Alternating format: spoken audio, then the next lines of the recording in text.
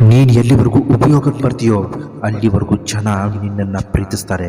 ನಿನ್ನ ಉಪಯೋಗ ಮುಗೀತು ಅನ್ಕೋ, ನೀನು ಕಸಕ್ಕಿಂತ ಕಡೆಯಾಗ್ತೀಯ.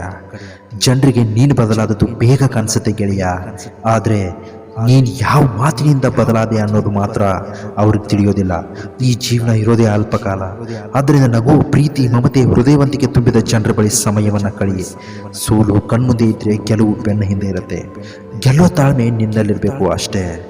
ಬದುಕಿನ ಪಯಣದಲ್ಲಿ ಒಳ್ಳೆಯವರು ಸಿಗ್ತಾರೆ, ಅವರಂತೆ ನಟಿಸುವವರು ಕೂಡ ಸಿಗ್ತಾರೆ. ಅವರಂತೆ ನಮ್ಮನ್ನು ನಾವು ಬದಲಾಯಿಸ್ಕೊಳ್ಳೋ ಥರ ಇರಬೇಕು. ಕೆಟ್ಟವ್ರು ಸಿಕ್ಕರೆ ನಮ್ಮ ಒಳ್ಳೆತನವನ್ನು ಕಂಡು ಅವರೇ ಬದಲಾಗೋ ಥರ ಇರಬೇಕು. ಆ ಥರ ನೀನು ಈ ಬದುಕಿನಲ್ಲಿ ಬದಲಾಗೋದನ್ನು ಕಲ್ತ್ಕೋಬೇಕು. ಜಗತ್ತು ಕಾಡ್ತಾ ಇರೋದು ಕೇವಲ ಹೊಟ್ಟೆಯ ಹಸಿವಲ್ಲ, ಪ್ರೀತಿಯ ಕೊರತೆ, ಕರುಣೆ, ಪ್ರೋತ್ಸಾಹದ ಕೊರತೆ ಎಲ್ಲಕ್ಕಿಂತ ಹೆಚ್ಚು ಕಾಡ್ತಾ ಇದೆ. ಪ್ರತಿಯೊಬ್ಬರು ಜಗತ್ತನ್ನೇ ಬದಲಾಯಿಸಬೇಕು ಅಂತ ಆಲೋಚನೆ ಮಾಡ್ತಾರೆ ಗೆಳೆಯ, ಆದರೆ ಯಾರೊಬ್ಬರು ತನ್ನನ್ನು ತಾನು ಬದಲಾಯಿಸ್ಕೊಳ್ಬೇಕು ಅಂತ ಚಿಂತಿಸೋದಿಲ್ಲ.